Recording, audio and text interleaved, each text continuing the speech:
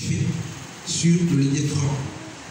C'est aussi un peu l'histoire, n'est-ce pas, d'Agar et de Sarah, n'est-ce pas? Ceux qui naissent d'Agar sont esclaves. Et Agar aussi, c'est la préfiguration, n'est-ce pas, du monde. C'est la préfiguration du royaume des ténèbres, c'est l'esclavage. Et Agar signifie fuite.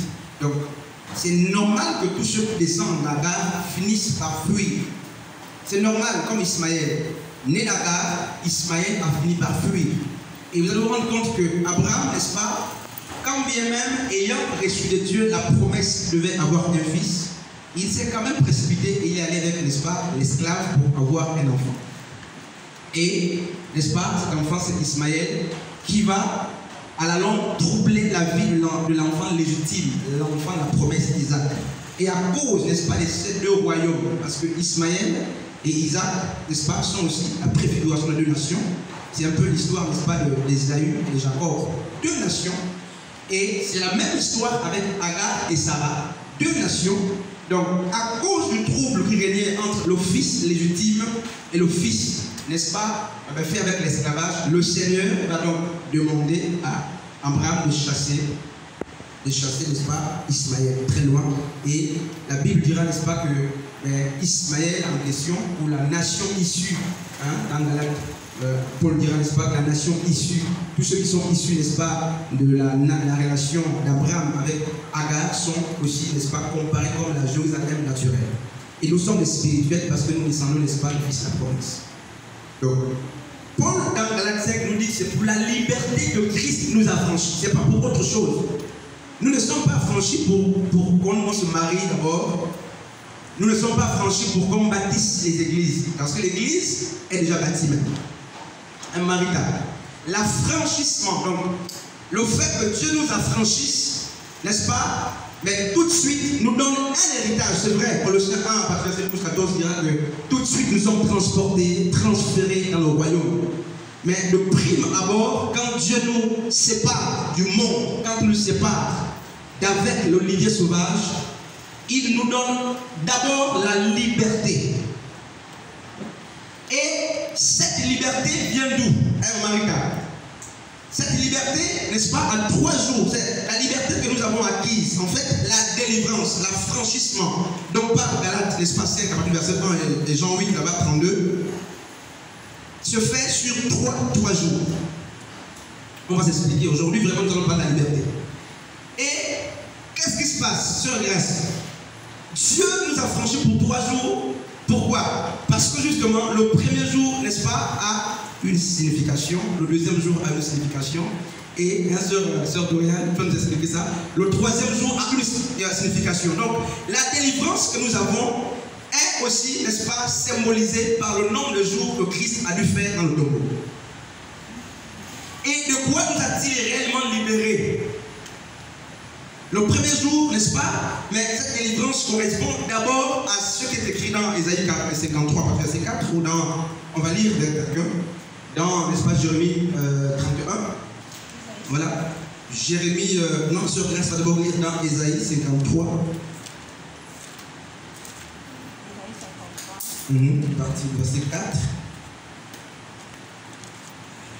Et après, nous allons lire, n'est-ce pas, dans Jérémie 31, verset 29. Et Ésaïe 54, verset 4. 53. À partir de verset 4. Il est écrit, cependant, ce sont nos souffrances qu'il a portées. Oui. C'est de nos douleurs qu'il s'est chargé. Oui. Et nous l'avons considéré comme puni, frappé de Dieu et humilié. Je continue. Ok, donc on prend donc Jérémie 31. Je vais donc lire Jérémie 31. À partir du verset 29. En ce jour-là, donc c'est le Seigneur qui parle, on ne dira plus, les pères ont mangé des raisins verts et les dents des enfants ont été agacées. Le verset 30, on dit, mais chacun mourra par sa propre iniquité. Tout homme qui mangera des raisins verts, ses dents en seront agacées. Tu comprends quelque chose quand même? Donc, la délivrance, n'est-ce pas, l'affranchissement que nous avons, n'est-ce pas, grâce au sacrifice de Christ, répare jusqu'au pied, c'est-à-dire d'abord vers la racine. C'est pas tout de suite on commence à jouir, non, non, non. La délivrance retourne, n'est-ce pas, au pied, c'est-à-dire à la racine. Pourquoi? Parce que Jérémie le prophète nous dit que les péchés, n'est-ce pas, des pères étaient payés par les fils. Les péchés, n'est-ce pas, de nos ancêtres, nous devons les payer. On devait les payer, d'après ce qui est écrit. Et, n'est-ce pas, c'est Moïse, vous savez que Moïse, c'est ce qu'on apprend cela, nous allons l'examiner dans l'Exode à peine, tout à l'heure. Et ici, le Seigneur va prophétiser, n'est-ce pas, une nouvelle alliance dans laquelle les fils, ou du moins les enfants, ne devaient plus, n'est-ce pas, prendre la charge de porter le fardeau des iniquités de leur père. Un frère prophétique. Non, on va te lire. Exode 34, verset 7. Pour mieux comprendre, Exode 34.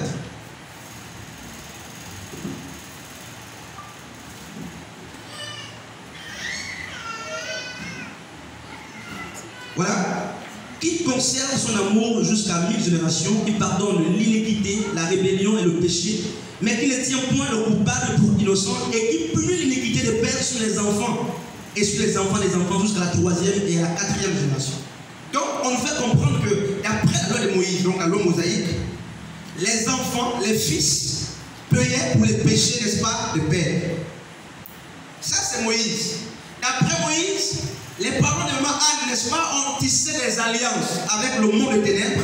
Normalement, Moïse, la loi de Moïse dit que maman Anne, en tant qu'une personne, n'est-ce pas, qui sort de la lignée, doit payer. Les parents ont certainement sacrifié, vendu, n'est-ce pas, ça dépend, chacun connaît, n'est-ce pas, sa famille. Normalement, selon Moïse, chacun devrait payer. Et avec Jérémie, la Bible dit, la grâce, dans la dispensation de la grâce, plus personne ne devait, n'est-ce pas, payer pour les fautes des pères. Ça veut dire quoi? Ça veut dire quoi, sœur grâce? Ça veut dire que, normalement, un chrétien réellement converti en Christ ne peut plus, n'est-ce pas, chaque fois demander de passer par une délivrance. Un seul grâce. Des questions, maintenant des questions. Namarita. Paul, je n'ai pas vu Paul aller après la conversion demander, n'est-ce pas, la délivrance pour couper le cordon ombilical avec les aïeux, avec les ancêtres. Tout ce que Christ a appelé, parce qu'ils avaient compris que dans la nouvelle alliance, n'est-ce pas, mais on ne portait plus les péchés des autres. Et donc, qu'est-ce qui vient mettre fin, n'est-ce pas, à la loi d'Exode 34? Mais c'est l'affranchissement. Donc, Christ nous a donné quoi, n'est-ce pas? Mais du jour des ancêtres qui pèsent d'abord sur nous. Maman Rita. C'est très simple, 2 Corinthiens 5, 17 dit, si nous sommes en Christ, nous devenons, n'est-ce pas, une nouvelle créature. Les choses anciennes sont passées. C'est ça. Et toutes choses deviennent nouvelles. Malheureusement, lorsqu'on parle des choses anciennes, le plus souvent, nous nous arrêtons sur le péché. Le péché, le péché, et ce que nous a toujours dit. Normalement, dans les choses anciennes, il est question de tout. En vrai, c'est dit. Donc, tel que tu es là, si tu es un Christ, tel que tu es là, tu ne peux pas venir, n'est-ce pas, demander qu'on coupe ton cordon ombilical. C'est lui qui t'est lié avec, n'est-ce pas, mais tes ancêtres. C'est pas possible. Un malade. Donc, les frères et les sœurs qui disent, ceux qui m'arrivent là, arrivaient, n'est-ce pas, à mes ancêtres, ce sont des frères qui ont une mentalité qui n'est pas renouvelée. Parce que là, c'est la délivrance. Tu peux être délivré, tu es dans le royaume, tu jouis pleinement, n'est-ce pas, les avantages du royaume, mais si la mentalité, n'est-ce pas, n'est pas renouvelée, tu n'es pas différent d'un esclave. C'est pourquoi on va te demander de faire une cure d'âme. La cure d'âme, ce n'est pas un principe biblique. Ça a été inventé par, n'est-ce pas, Calvin. Et on le sait tous. Et la cure d'âme va consister à te poser des questions sur tes origines, sur les fautes que tu as commises. Jésus ne faisait pas la cure d'âme aux gens avant de imposer les noms de guérir. Non. Vous voyez? Donc, l'affranchissement nous libère d'abord du poids et du joug, n'est-ce pas, hein, sur Gaëla, du joug de nos pères. dont le premier est, n'est-ce pas, Adam. Sœur Mariam. Donc quand Paul dit dans Galatiens, n'est-ce pas, que c'est pour l'affranchissement que Christ nous a, n'est-ce pas, libérés. Si Christ donc vous a franchi, vous êtes réellement libre. Il fait d'abord allusion à ce poids ancestral qui nous tenait captifs. C'est pourquoi, n'est-ce pas, dans Jean 12, 24, la Bible dit, n'est-ce pas, que Christ a fait 3 jours et 3 nuits en terre. Donc, il fallait qu'il répare le premier jour qui correspond à la racine, qui correspond à nos origines, qui correspond, n'est-ce pas, au poids des ancêtres. Donc, que quelqu'un ne dise pas que j'ai un problème, n'est-ce pas, pour donner des naissances, parce que hier, c'était le problème qui minait la famille. Un tel langage, c'est une preuve, n'est-ce pas, mais que tu n'as pas compris de quoi tu es affranchi. Que quelqu'un ne dise pas que dans notre famille, on ne se marie pas, c'est ce que je vis aujourd'hui. Parler un tel langage, c'est que tu as limité la délivrance du Seigneur, la liberté que Dieu t'accorde. En ma faveur. Donc, dès que nous devons être, n'est-ce pas, le résultat de nos propres actions. C'est ce que Jérémie a dit. Chacun paie désormais dans la nouvelle alliance pour ses fautes. Hein, sois grâce, pas une question à poser là. Non, pas on peut avancer comme ça. Hein? La question Marika. Ok, sœur Dorian. Donc, vous allez me dire, mais attends, mais les chrétiens qui le disent, mais bien sûr, c'est des portes qu'on ouvre nous-mêmes. Ça veut dire quoi? Quand quelqu'un est un Christ, frère, d'après Jean 3, à partir de jusqu'à 3 là-bas, quand tu deviens une nouvelle créature, née d'en haut, en fait, tu es à l'image de quelqu'un qui a été vomi, n'est-ce pas, par le monde actuel et qui, n'est-ce pas, trouve désormais naissance dans notre monde, le monde céleste. Vous voyez, en fait, le problème avec l'Église, c'est que l'Église est mal enseignée. Vous voyez, la preuve, on chante qu'on va aller en Nouvelle Jérusalem. Frère, c'est dit. En fait, l'Église, il faut qu'on soit humble et qu'on reconnaisse qu'on est mal enseigné. On nous a tués et tous les chrétiens, par exemple, beaucoup, en tout cas pas tous, mais beaucoup de chrétiens attendent aller, n'est-ce pas, dans la Nouvelle Jérusalem, hein, Maman Anne. Voilà. La soeur Gaëla va nous dire, la Nouvelle Jérusalem, moi je l'aime, je vais y aller. C'est le chant. N'est-ce pas? Et vous allez vous rendre compte que cet enseignement est faux, bibliquement parlant. C'est faux, complètement faux. Hein? Donc, nous n'allons pas, nous irons au 7 pour 7 ans, c'est biblique, hein? Pour 7 ans, lors de l'enlèvement, pour les noces. 7 ans seulement. Donc, aucun chrétien ne va aller régner au ciel.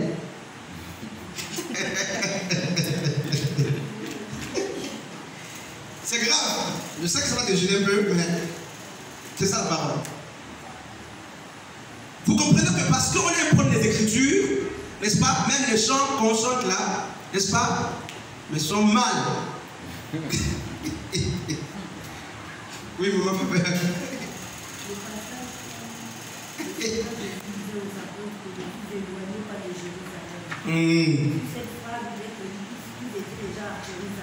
Oui. Voilà. En fait, personne d'entre nous n'ira. Ok, on va faire un tour au ciel pour, n'est-ce pas, les noces. C'est biblique. Lors de l'enlèvement de l'église, ira pour les noces. C'est biblique. Pourquoi? Parce que pendant la période de 7 ans, c'est une parenthèse, n'est-ce pas, l'homme impie, la bête qui est tenue captive, n'est-ce pas, va prendre le règne du système actuel et, n'est-ce pas, le quatrième royaume, n'est-ce pas, non pas la statue de Nebuchadnezzar, n'est-ce pas, le royaume qui va unifier, n'est-ce pas, mais tous les grands royaumes pour en faire un seul, mais va prendre l'ampleur, va dominer la terre. Et, n'est-ce pas, tout se fera par la marque de la bête, tout se fera, le commerce, la vente, tout se fera parce qu'il faut avoir un signe, n'est-ce pas, pour avoir la marque. Et il y aura, n'est-ce pas, des grincements de dents parce que la Bible est claire. Jusqu'à l'heure actuelle, l'ennemi, n'est-ce pas, ne verse pas toute la coupe de la colère parce qu'il est retenu.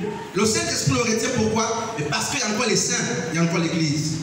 Donc une fois l'Église est enlevée pour ces 7 ans, donc si nous allons goûter aux délices du royaume, n'est-ce pas, des hauteurs, du trône de Dieu, parce que la Bible dit, n'est-ce pas, dans le psaume que le ciel est le trône de Dieu et la terre son marchepied. Donc nous allons pour 7 ans au trône.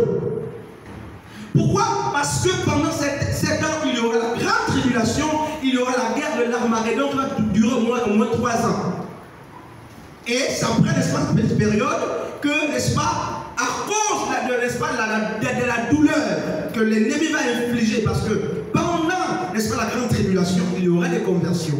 Il y aura des gens qui seront encore sauvés. Ça peut te gêner, mais l'enlèvement ne peut pas mettre fin. C'est pas la fin, c'est pas la fin du monde. Et la fin du monde, c'est pas la